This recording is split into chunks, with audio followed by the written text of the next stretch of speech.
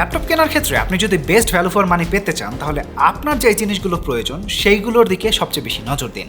Like আমি একজন YouTuber, so আমার মেইন কনসার্ন হচ্ছে ভিডিও এডিটিং অ্যান্ড স্ক্রিপ্টিং।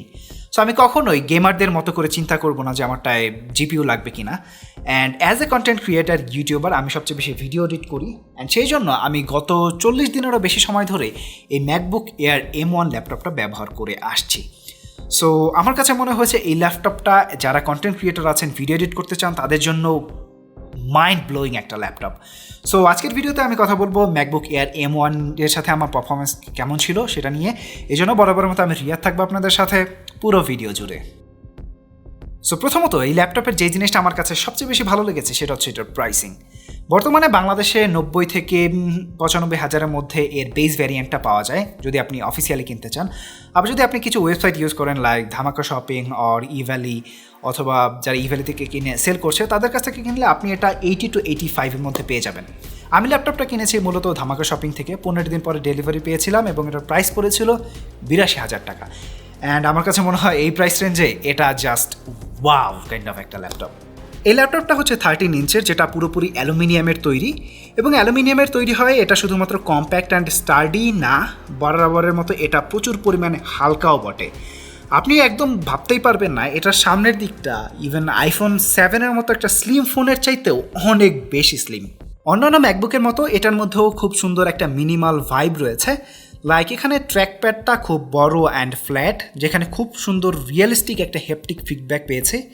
এটা খুবই রেসপন্সিভ এবং কখনোই আমার টাচটাকে মিস করে যায়নি।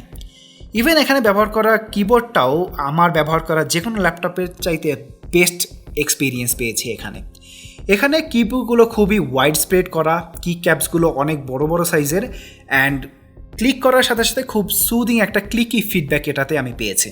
কিবোর্ডে হোয়াইট ব্যাকলাইটও রয়েছে, যেটা RGB না, শুধুমাত্র হোয়াইট কালারের। এটা অবশ্য আপনি বন্ধ করে দিতে পারবেন, আবার চাইলে ব্রাইটনেসটাকেও কমাতে বাড়াতে পারবেন। বাট এই কিবোর্ডের ক্ষেত্রে আমার ফেভারিট পার্ট হচ্ছে এর কাস্টম ফাংশন প্যানেল অ্যান্ড এই ছোট্ট ফিঙ্গারপ্রিন্ট সেন্সরটা, অথবা পাওয়ার বাটন যেটা বলতে পারেন। এটা এত ফাস্ট অ্যান্ড রিলায়েবল যে গত অলমোস্ট 2 মাসের ব্যবহারে আমি কোনো রকমের একটা সিচুয়েশনে পড়িনি যখন এটা আনলক করতে পারেনি। প্রত্যেকটা টাইম এটা ফিঙ্গারটাকে ডিটেক্ট করতে পারে এবং আনলক করতে পারে। এনিওয়ে, এতক্ষণ পর্যন্ত যদি আপনাদের ভিডিওটা ভালো লেগে থাকে তাহলে ভিডিওতে লাইক দিয়ে চ্যানেলে সাবস্ক্রাইব করে বেল বাটনে ক্লিক করে রাখবেন। তো এবারে ল্যাপটপের আমার 3টা জিনিস ভালো লেগেছে সেটা নিয়ে কথা বলি। প্রথমত যে জিনিসটা ভালো লেগেছে সেটা হচ্ছে এটার স্পিকার। এটা লাউড, এনার্জেটিক, বেসগুলো খুবই থাম্পি অ্যান্ড এনার্জেটিক এবং খুব ক্লিন একটা অডিও আউটপুট আমি এখানে পেয়েছি। আমি আপনাদেরকে জাস্ট বোঝাতে পারবো না একটা অডিও এক্সপিরিয়েন্স কীভাবে আপনার মিডিয়া কনজিউমিংটাকে একদম অন্য পর্যায়ে নিয়ে যেতে পারে, অলদো সেটা ডিসপ্লের পরেই থাকবে। ডিসপ্লের ক্ষেত্রে এখানে ব্যবহার করা হয়েছে কোয়াড HD+ প্যানেল 13 ইঞ্চের, যেটা এক্সট্রিমলি শার্প ইমেজ প্রোভাইড করে। ভিউইং অ্যাঙ্গেলটা খুবই ভালো এবং কালার অ্যাকুরেট একটা ডিসপ্লে, যেটা অ্যাকচুয়ালি আমাদের মতো ভিডিও এডিটর বা কন্টেন্ট ক্রিয়েটরদের জন্য খুবই একটা ব্লেসিং বলতে পারেন কালার অ্যাকুরেট ডিসপ্লেটা।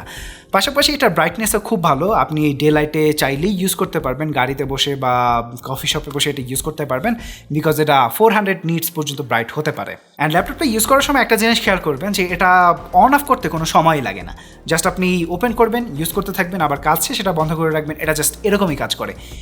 অলমোস্ট নো টাইমে এটা অন হয়ে যেতে পারে। এটা লাইক স্মার্টফোনের মতো, যেটা সবসময় অন হয়ে থাকবে, যখন আপনার দরকার তখন শুধু ইউজ করবেন, বা আদারওয়াইজ অন্য টাইমে শুধু রেখে দেবেন। এটা এত ভালো একটা ফিচার যেটা আপনি না ইউজ করলে বুঝতে পারবেন না। অ্যান্ড আমার কাছে মনে হয় সেটার পিছনে কারণ হচ্ছে এখানে ব্যবহার করা অ্যাপেলস M1 সিলিকন চিপসেটটা। যেহেতু এখানে ব্যবহার করা প্রসেসরটা ARM আর্কিটেকচারের, যেটা স্মার্টফোনেও ব্যবহার করা হয়, লাইক স্ন্যাপড্রাগন, মিডিয়াটেক আর এক্সিনসের মতো প্রসেসরও সেম আর্কিটেকচারটা ব্যবহার করা হয়, যেটা এক্সট্রিমলি এফিশিয়েন্ট। অ্যান্ড আপনারা হয়তো জানেন না, এমন একটা সময় ছিল যখন এই ARM আর্কিটেকচারগুলো কখনোই স্মার্টফোন বা কোনো ম্যানুফ্যাকচারাররাই তাদের হেভি কাজে ইউজ করতো না, এটা শুধুমাত্র এফিশিয়েন্ট কাজে ইউজ করতো, লাইক স্মার্ট ওয়াচ বা এই টাইপের জিনিসগুলোতে সবসময় ইউজ করতো। বাট যতদিন যাচ্ছে ততদিন smartphone manufacturers like Snapdragon, Qualcomm, MediaTek, এই কোম্পানিগুলো এই আর্কিটেকচারটাকে আস্তে আস্তে ডেভেলপ করেছে, যার ফলে এটা শুধুমাত্র এফিশিয়েন্টই না, বরং এটা x86 আর্কিটেকচারের মতো পাওয়ারফুলও হয়ে যাচ্ছে। ইভেন কিছু কিছু ক্ষেত্রে এটা x86 থেকেও বেটার পারফরমেন্স করছে। সো আপনি দুই ওয়ার্ল্ডেই বেস্ট জিনিসটা পাচ্ছেন, এফিসিয়েন্সিও পাচ্ছেন আবার পারফরমেন্সও পাচ্ছেন। And thanks to Apple for this Apple's silicon M1 chipset. এই চিপসেটটা কতটা পাওয়ারফুল সেটা আপনাদেরকে একটা আইডিয়া দেওয়ার জন্য আমি আপনাদেরকে আমার ইউটিউবের একটা ভিডিও প্রজেক্ট দেখাচ্ছি, যেখানে আমি প্রিমিয়ার প্রোতে 4K ভিডিও ফুটেজ ইউজ করেছি এবং ভেরি পাওয়ারফুল কালার গ্রেডিং একটা প্লাগইন ইউজ করেছি, যেটা এখানে কোনো ইস্যু ছাড়াই চলেছে। বাট সেম ফুটেজটা আমি আমার পিসিতে, যেটা Intel core i7-8700K processor use করা হয়েছে, লটস অফ র্যাম আছে, সেখানে ডেডিকেটেড জিপিইউ আছে, ইভেন সেই ডেস্কটপটাও এই ফুটেজগুলো চালাতে গেলে হিমশিম খায়, মাঝে মধ্যে চপি টাইমলাইন দেখা যায়। বাট এই ল্যাপটপটার ক্ষেত্রে আমি এরকম কখনোই ফেস করিনি, যেটা মানে মাইন্ড ব্লোয়িং। অবশ্যই 10 মিনিটের একটা ভিডিও ক্লিপ রেন্ডার করতে এই ল্যাপটপটার 30 থেকে 40 মিনিট সময় লাগে, বাট মনে রাখতে হবে সেটা ওই হেভি প্লাগইনটা দিয়ে। বাট আমি যদি প্লাগইনটা ইউজ না করি তাহলে এটা অলমোস্ট রিয়েল টাইমে যে কোনো 4K প্রজেক্টটাকে রেন্ডার করে আউটপুট দিতে পারে। অ্যান্ড এখানে মজার বিষয় হচ্ছে অ্যাডোবি এর প্রিমিয়ার প্রো এখনও পর্যন্ত কিন্তু M1 সিলিকন চিপটার সাথে অ্যাকচুয়ালি কম্প্যাটেবল না, বরং এটা শুধুমাত্র একটা ভার্চুয়াল মেশিন ইউজ করে, যেটাকে বলা হয় রজেটা 2, যেইটার মাধ্যমে মূলত প্রিমিয়ার প্রোটাকে রান করায়। ইভেন দেন এটা যেই পারফরমেন্স দিতে পেরেছে, আমি জাস্ট মাইন্ড ব্লোয়িং একটা পারফরমেন্স দিয়েছে। সো আমি যদি natively supported apps like Davinci Resolve or final cut pro এর কথা বলি, তাহলে সেগুলো আরও ফ্ললেসলি কাজ করেছে। যদিও আমি নিজে পার্সোনালি সেগুলো জাস্ট টেস্টিং পারপাসে ইউজ করেছি, আমি কখনোই আমার ইউটিউব ভিডিও আপলোড করার জন্য সেগুলো ইউজ করিনি। বাট ওইগুলো ডেফিনেটলি প্রিমিয়ার প্রো থেকে বেটার পারফরমেন্স দিয়েছে। সো ফর শিওর আমি আপনাদেরকে বলতে পারি এটা beast of a performing laptop, যেখানে আপনি যে কোনো ধরনের কাজ করতে পারবেন এক্সেপ্ট গেমিং। ইভেন এটাতে যেহেতু 8GB র্যাম রয়েছে, তারপর এটা মাল্টিটাস্কিংয়ে আমি জানি না কীভাবে এত বেটার পারফরমেন্স দিতে পেরেছে। আমি Premiere Pro, Adobe after effects, Adobe Photoshop, Microsoft এজের 4-5টা ট্যাব একসাথে ওপেন করে রেখেছি, একটা থেকে আরেকটায় সুইচ করেছি, চিন্তা করবেন 8GB র্যাম দিয়ে। তারপরও আমি কোনো রকমের কখনোই ফিল করিনি যে এটা একটু ল্যাগ করছে বা কোনো অ্যাপসে কোনো রকমের প্রবলেম ক্রিয়েট করছে। Oh my god, the performance is just unexplainable. Now এই ল্যাপটপের ক্ষেত্রে সবশেষে আমার কাছে যে জিনিসটা ভালো লেগেছে সেটা হচ্ছে ব্যাটারি লাইফ। নর্মালি এরকম পারফর্মিং একটা ল্যাপটপ এবং এরকম স্লিম ডিজাইনের ল্যাপটপে ক্যাজুয়ালি ইউজ করলে আপনি 4 ঘন্টার ব্যাটারি ব্যাকআপ পাবেন, আর আপনি যদি ভিডিও এডিটিংয়ের মতো হেভি কাজ করেন তাহলে 2 ঘন্টার উপরে আপনি যেতে পারবেন না, এটা I can guarantee you. But এই ল্যাপটপটার ক্ষেত্রে আমি ভিডিও এডিটিং করতে পেরেছি 4 থেকে 5 ঘন্টা constantly, heavy 4K video clip editing without any issues. আর আপনি যদি ক্যাজুয়াল ইউজার হন, আপনি 10-12 ঘন্টার উপরে স্ক্রিন অন টাইম পাবেন।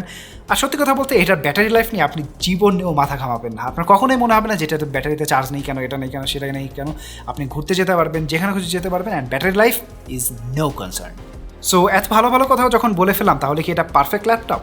নো, ডেফিনেটলি নট, বিকজ পৃথিবীর কোনো কিছুই পারফেক্ট না। এই ল্যাপটপতেও কোনো কিছু প্রবলেম আছে, ছোটো ছোটো কিছু প্রবলেম। সো সেগুলো নিয়ে একটু কথা বলে আসি। প্রথমত এখানে মাত্র 2টো থান্ডারবোল্ট পোর্ট দেওয়া হয়েছে, যেগুলো চার্জ দেওয়া, এক্সটার্নাল মনিটর ইউজ করা, SSD ইউজ করার জন্য এনাফ না। অ্যান্ড যেহেতু এখানে শুধুমাত্র 256GB স্টোরেজ রয়েছে, সো আপনাকে একটা এক্সটার্নাল SSD ইউজ করতেই হবে যদি আপনি ভিডিও এডিট করতে চান। সো এই জন্য আপনাকে এরকম একটা ডঙ্গেল ইউজ করতে হবে, যেটাতে আপনার প্রয়োজনীয় সব পোর্টস আছে। যদিও এরকম ডঙ্গেল ইউজ করার ক্ষেত্রে আপনার কিছু সতর্কতা অবলম্বন করতে হবে, বিকজ কিছু কিছু ইউজার কমপ্লেন করেছে তারা যখন এই USB-C পোর্ট দিয়ে চার্জ দেয় তখন তাদের ম্যাকবুক এয়ার বা ম্যাকবুক প্রো টোটালি ডেড হয়ে গেছে। যদিও পরবর্তীতে অ্যাপেল একটা সফটওয়্যার আপডেটের মাধ্যমে সেটা ফিক্স করে দিয়েছে, তারপর আমার কাছে মনে হয় অ্যাপেলের আরও কিছু জিনিস আছে যেগুলো ফিক্স করা প্রয়োজন। লাইক 4TB এক্সটার্নাল হার্ড ডিস্কটাতে আমি সকল ডেটাগুলো এখানে রেখে থাকি।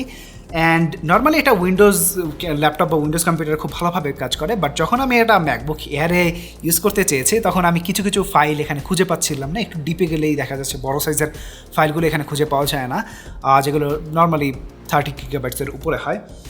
তার উপরে আরেকটা কথা হচ্ছে এইটাতে আপনি রাইট করতে পারবেন না, মানে আপনি ল্যাপটপ থেকে কোনো ডাটা এটার মধ্যে এন্ট্রি দিতে পারবেন না, because Windows laptop and Apple ল্যাপটপের দুইটা আলাদা আলাদা হার্ড ডিস্ক ফরম্যাট রয়েছে। সো আপনাকে আইদার যে কোনো একটা ইউজ করতে হবে, আদারওয়াইজ আপনাকে X32 ফরম্যাটটা ইউজ করতে হবে, যেখানে আবার আপনি 30 জিবির উপরে কোনো ফাইল ইউজ করতে পারবেন না, যেটা টোটালি একটা মেস। সো উইন্ডোজ আর অ্যাপেল দুইটা যদি আপনি একই সাথে ইউজ করেন, দেন একটা হার্ড ডিস্ক ইউজ করা আপনার জন্য একটু টাফ হয়ে যাবে।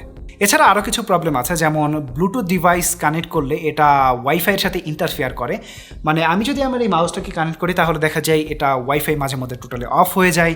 ইভেন এই এয়ারপডস প্রোটা যদি আমার রুমে থাকে, মানে সেম রুমে যদি ল্যাপটপটা আর এয়ারপডস প্রোটা থাকে, তাহলে দেখা যায় 2.4 GHz ওয়াইফাইটা ঠিকভাবে কাজ করে না।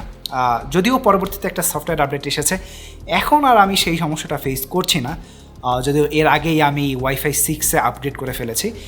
অ্যান্ড আপনি যদি 5 GHz ওয়াইফাই ইউজ করেন দেন আপনার এয়ারপডস প্রো কিংবা ব্লুটুথ মাউসের সাথে কোনো রকমের ইন্টারফিয়ারেন্স আপনি পাবেন না। সো প্রো টিপস হচ্ছে আপনি 5 GHz ওয়াইফাই আপনার ল্যাপটপের সাথে ইউজ করবেন না। হার্ডওয়্যারের পাশাপাশি এখানে সফটওয়্যারে কিছু প্রবলেম আছে, লাইক এখানে স্ক্রিন রেকর্ড করতে গেলে কিছু ফ্রেম ইন্টারপোলেশন ইস্যুস চোখে পড়বে। প্রিমিয়ার প্রোতে কিছু উইয়ার্ড কালার গ্রেডিং আউটপুট দেখা যায় মাঝে মধ্যে। আবার কুইক টাইম প্লেয়ার যেটা ডিফল্টভাবে দেওয়া হচ্ছে সেটা কিছু কিছু ভিডিও ফাইল প্লে করতে পারে না। অ্যান্ড এখানে যে ব্যবহার করা ওয়েব ক্যাম রয়েছে সেটা জাস্ট ইউজেবল, আমি বলবো নট দ্যাট গ্রেট। এই 720 পিক্সেলের ওয়েব ক্যাম 2021 সালে এসে ইজ আ বিগ নো। নাও আমি কিছু পয়েন্ট আপনাদেরকে দেখাতে চাই যেগুলো অ্যাকচুয়ালি কেউ কথা বলতে আমি এখনও পর্যন্ত দেখিনি। প্রথমত হচ্ছে এখানে যেহেতু রোজেটা 2 ইউজ করা হয় কিছু কিছু অ্যাপস লাইক ডিসকর্ডের ক্ষেত্রে, সেক্ষেত্রে আপনি দেখবেন আপনার এসএসডিটা খুব দ্রুত এফিসিয়েন্সি হারাচ্ছে। মানে আমি 1 মাসের মধ্যে দেখেছি আমার এসএসডির এফিসিয়েন্সি 100% থেকে 90%-এ চলে এসেছে। কিছু কিছু ইউজারদের কমপ্লেইন এটা দেখেছি, আমারটা আমি চেক করিনি, বাট ইউজারে এটা কমপ্লেইন করেছে। সো এটা মূলত হয় সোয়াপ মেমোরির জন্য, যেটা কম র্যাম আছে সেই জন্য এই কাজটা হচ্ছে। আবার যেহেতু এখানে রোজেটা 2 দিয়ে ইউজ করছে সেই জন্য এই প্রবলেমটা হতে পারে। এক্স্যাক্টলি কী কারণে হচ্ছে জানি না, বাট এই প্রবলেমটা আপনার এসএসডির উপরে ইফেক্ট ফেলতে পারে। অ্যান্ড যেহেতু এখানে ব্যবহার করা এসএসডিটা ইররিপ্লেসেবল, মানে আপনি রিপ্লেস করতে পারবেন না, যেটা অনেকের ক্ষেত্রেই একটা কনসার্ন হতে পারে। আরেকটা কথা হচ্ছে ভিডিও এডিটিংয়ের ক্ষেত্রে আপনি যদি টানা 4K ভিডিও এডিট করতে থাকেন 4-5 ঘন্টা ধরে, তাহলে ল্যাপটপটা প্রচুর পরিমাণে হিট করবে এবং পারফরমেন্সটা হিউজলি ড্রপ করে। টাইমলাইনটা চপি হয়ে যায়, ভিডিও আউটপুট হতে রেন্ডার হতে অনেক সময় নেয়, যেগুলো একটা কনসার্নের ব্যাপার হতে পারে যেহেতু আপনি লং টাইম ভিডিও এডিট করছেন। তো আমার সাজেশন থাকবে আপনি 4-5 ঘন্টা বা 3-4 ঘন্টা ভিডিও এডিট করার পর ল্যাপটপটা একটু বন্ধ করে রাখবেন, তারপর 10 মিনিট বন্ধ করে রাখলে এটা ঠান্ডা হয়ে যাবে, তারপর আপনি আবার খুব ভালোভাবে এটা ইউজ করতে পারবেন। আদার দ্যান দ্যাট এটা আর গেমিং নিয়ে আর কী কথা বলবো, আমি নর্মালি এটা দিয়ে গেমিং করিনি। আপনার যদি গেমিংয়ের জন্য কোনো রিভিউ দেখতে চান তাহলে অন্য ইউটিউবারদের ভিডিও দেখতে পারেন, বাট এটাতে আপনি রেগুলার গেমসগুলো হয়তো খেলতে পারবেন। আমি জাস্ট গেমগুলো টেস্ট করিনি। সো এটাই ছিল আমার as a content creator, video editor হিসেবে আমার সাথে অ্যাপেল M1-এর এক্সপিরিয়েন্স। এবং আমার কাছে মনে হয় ডেফিনেটলি আপনি যদি কন্টেন্ট ক্রিয়েটর হয়ে থাকেন, ছোটো ছোটো সমস্যাগুলো থাকার পরেও আমি আপনাদেরকে ডেফিনেটলি অ্যাপেল ম্যাকবুক এয়ার M1টা সাজেস্ট করবো কেনার জন্য। সো আপনাদের কাছে এই ভিডিওটা কেমন লাগলো ডেফিনেটলি আমাদেরকে কমেন্ট সেকশনে জানিয়ে দিন। আর ভিডিও ভালো লাগলে ভিডিওতে লাইক দিয়ে চ্যানেলে সাবস্ক্রাইব করে বেল বাটনে ক্লিক করে রাখবেন। তো আজকের মতো এখানে বিদায় নিচ্ছি, টাটা বাই বাই, দেখা হবে পরে কোনো ভিডিও।